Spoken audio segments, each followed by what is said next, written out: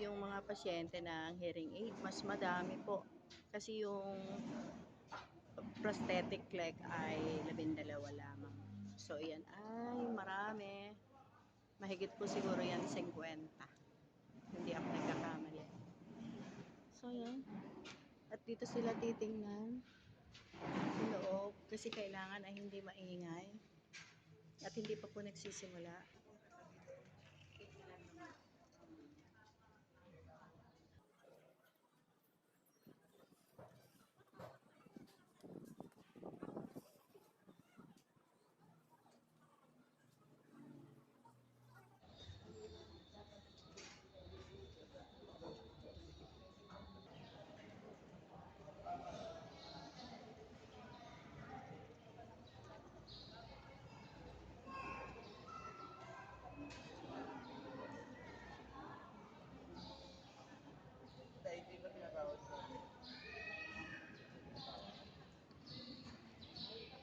Wala bang mauupo? Mas marami pala yung mahina ang tenga. No? Nanay, kasama ka sa aking video. Taga saan po kayo? Ay, hindi. Taga saan po? Quezon City, ma'am. Ako po nagtatrabaho dito po sa may Kaduloy. Ah, okay. Nanay mo po. Biyanan ko po. Biyanan mo. Okay po. Salamat, ma'am. Nakalimutan ko. Nasa Hindi akin po kasi siya, nakakarinig. ma'am. Taga San Gabriel. So, si nanay, taga San Gabriel. Una bis hindi siya nakakadinig. Pagka tapat mo sa tenga niya, ma'am, marinig ka. Okay. Pagka ganito, wala. Mahirap pa na. 94 na siya. Wow! Kaya 6 years na lang. Sana umabot pa kami sa ano. Eh, ang lakas pa niya yun. Kaabot pa yan. Inaalagaan namin eh. 94 years old na si nanay. 51 po ba yun? Lamesa. 1960, ano? 94 years old na si nanay. Yan. At pag hindi po idinikit sa tenga niya yung ano, ay hindi po siya nakakarinig. From Quezon City, pero nandito po siya sa kanyang manugang dito po sa San Gabriel. Kaya dito po siya magpapacheck up. So yun. Salamat. Salamat po. Yung dalawang magigiting na attendee. At napakarami na po ng kaniyang attendance. Sige nga po, lagyan mo tapos ibulong mo sa akin kung ilan. Apo. Yan po, sa hearing aid po yan, dalawang, tatlo halos. Napapila rin na po sila. Sa prosthetic leg ay 11. 57 na po. 57 ang ating hearing aid. Oh, galing ah. Yan po ang ating Tita Doyet na busy-busy. Maraming salamat po sa kay Ma'am Gigi. Siya po ang, alam ko sa kanya galing po yan eh. Nasipag yan talaga. Ayun nga po eh. Maraming po pasyente. 11 po. Isa lang. Maraming hearing aid eh. Oo po, ang dami. Nakakaya ba natin yan? Hindi ko po alam. Sana. Sana mabigyan ko lang. Opo. Ang ating vocal art. Against the word.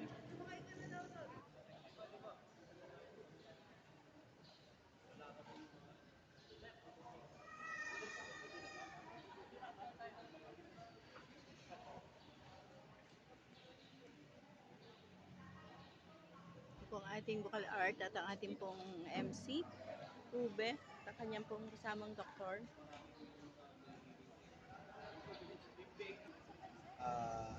Poblasyon. Ay lang, wala pa rin siguro kasi malalaman nga natin yun eh pag meron, di ba? Pag nagbaba, tsak, invite din tayo ng mga MC para tumulong, mag-assist.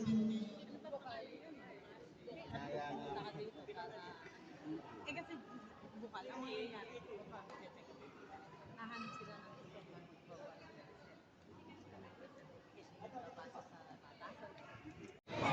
Pinawi ko na nga ako, biglang kayo nakita sa Walang problema. Eh, napacheck up. Di ba? Mula nung pinangalan. Pangailangan ako. pang-apat ko. Nung pinanganak mo yan, tawag dito, gusto sa buwan. Opo. Masusapal. Tapos, anong sabi ng pedya? Ano po, ano doon siya Down syndrome. May Down syndrome. Kasi yung ganito, well, sa Down syndrome kasi may mga pagkakataon talaga na may ibang structure sa katawan na pwedeng deformado din, no? Okay lang sa development. Ngayon, kung maganda sana, makita lang natin kung may deforma pa siya para maalusuhan natin kung anong klaseng isip. Ah, Ito ang kanyang unang pasyente. Yan naman sa general, pwede nyo naman pagawa sa makakaawit kayo. Tsaka, may malasakit naman doon. Baka pwede. Wala pa muna akong bibigay na gamot, no? Basta makita lang muna natin. Tapos, kung gusto mo makapagpa-check up sa akin dyan, sa general, Miyerkules sa Kabir. Miyerkules sa Kabir. Alas 8 na umaga. Nagpalis ka. Social service na ng general. Basta tanongin niyo yung proseso. Baka may mga yun lang. Tapos pag lumapit, So yun, salamat po, Dok. papagkasa yun. Para hindi ko masyadong saktan.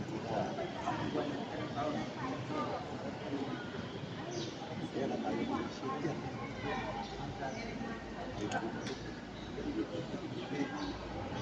Maganda, hindi na diklisan. Hindi ka mong hausing.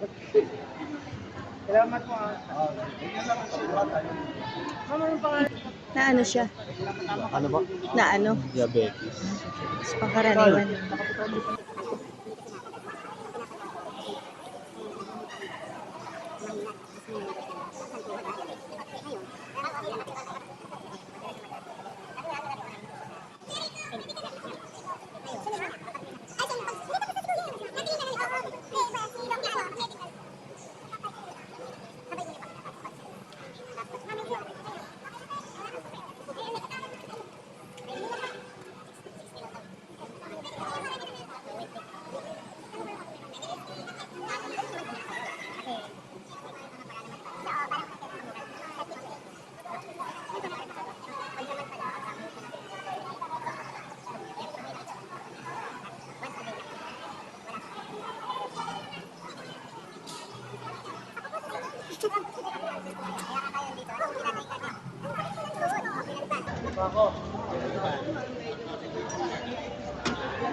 Isa, dalawa, may naging aksidente pa kayo dyan.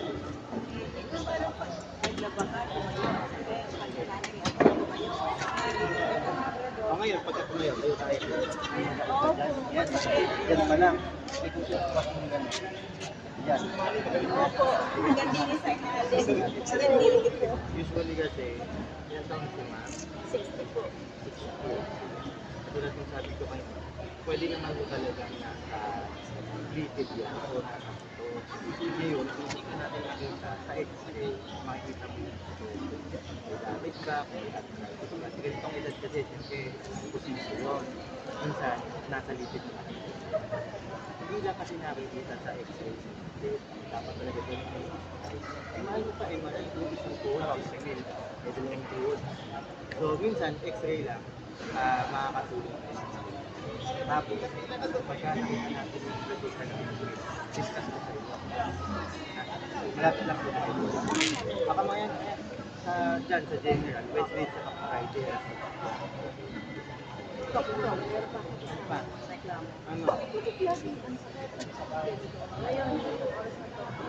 Dyan.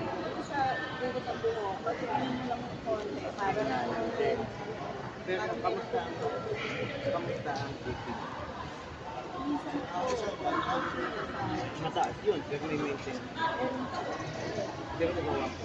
Kaya, ibig sabihin, dapat kasi ang idea ng maintenance is ma-maintain naman nila. So kung matubig naman kayo uminom ng gamot, tapos yung BP nyo, tumataas pa rin sa mga may kailangan na kayo sa either babaguhin yung dosage ng gamot nyo, so dapat makita kayo ng panggitin nyo na matubig naman kayo ng gamot nga lang, bakit tumataas. So ibig sabihin may kailangan na siya either doon or siyempre sa kinakain natin, saka sa dugo, yung laboratory sa dugo. Kailan pa kayo huli na laboratory? matagal na din. Eh, di sama na rin natin dito. Asukal, may maintenance. Nung last ko punta sa shop, 6 months. Ay, wala pa naman pala. 115. Kaya sabi ko, bawas na. 115, alam nga ba, bingit na rin. Oo, bingit na yan. Ano ba kanina? Prima Rosa.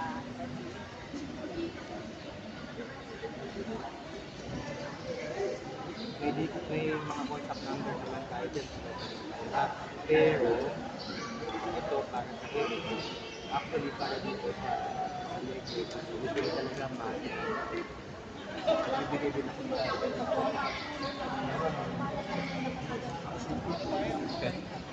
Sige, hopefully dito. Gaganon ako ng mga hapon, mag-iwasa lang ako.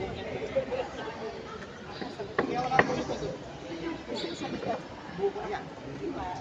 Hindi na kailangan dito kasi sunod pa kayo doon.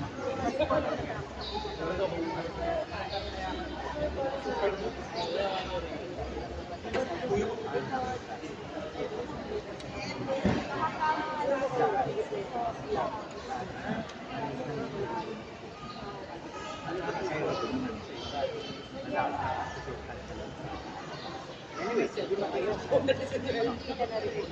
Hindi nakikita lahat ng usually mga iba focus na. Pero minsan, makikita mo. Moment. May experience para sa iyo. May experience para sa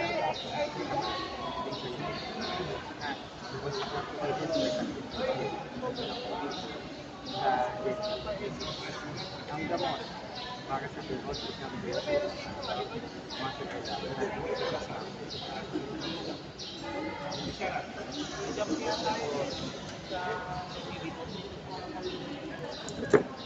Matanong ko lang po kung may makukuha ako sa iyo mo. na ano, oo naman. Yun din po ba yung kinukuha sa mga PWD? Siyempre, may requirements din yung PWD mismo, no? Sa munisipyo mo tatanong mo. No, pero ito para sa ano, dito sa Opo, kasi po, bibigyan po nila ako.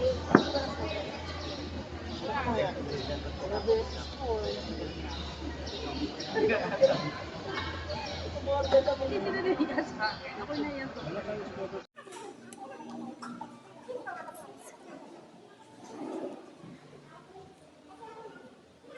Simula na po yung pagtingin sa hearing aid.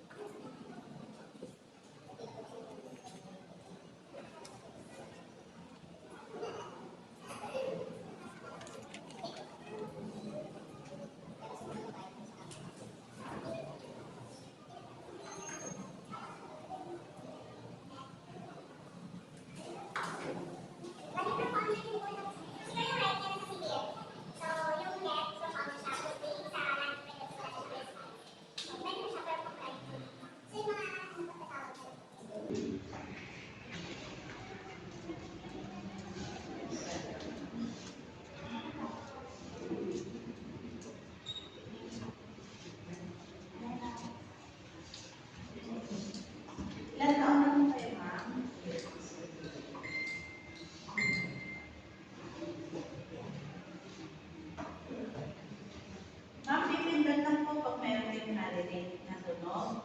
Mahina mo siya or malakas. Okay?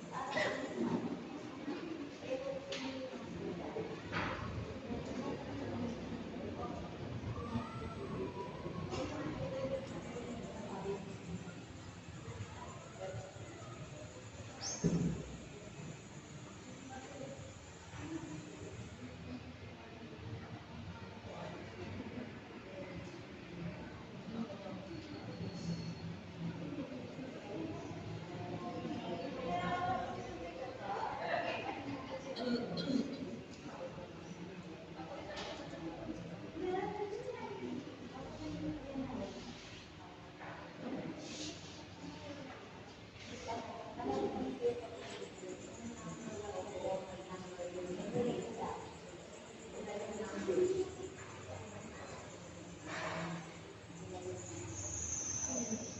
po si Kia Carl?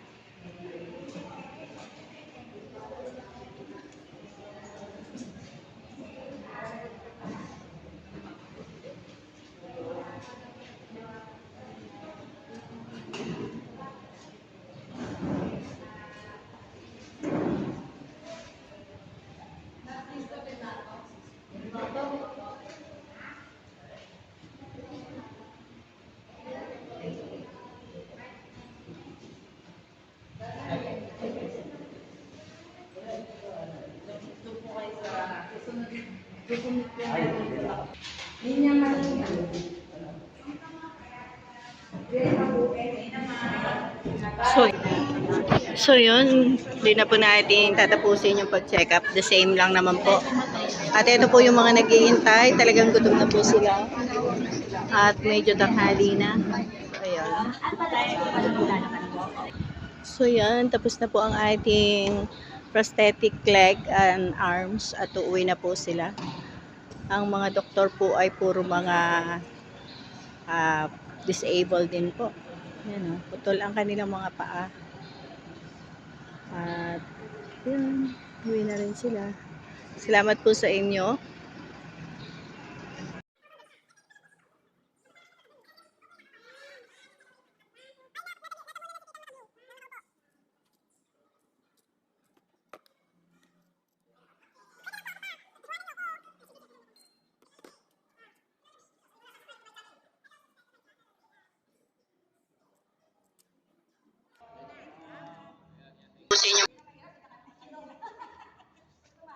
Yan po, ang matatanda, hindi na makatayo.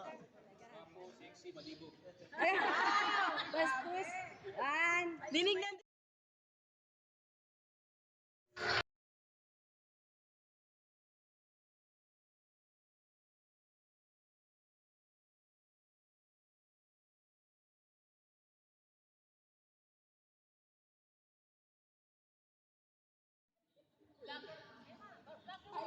I-vlog mo, i-vlog mo.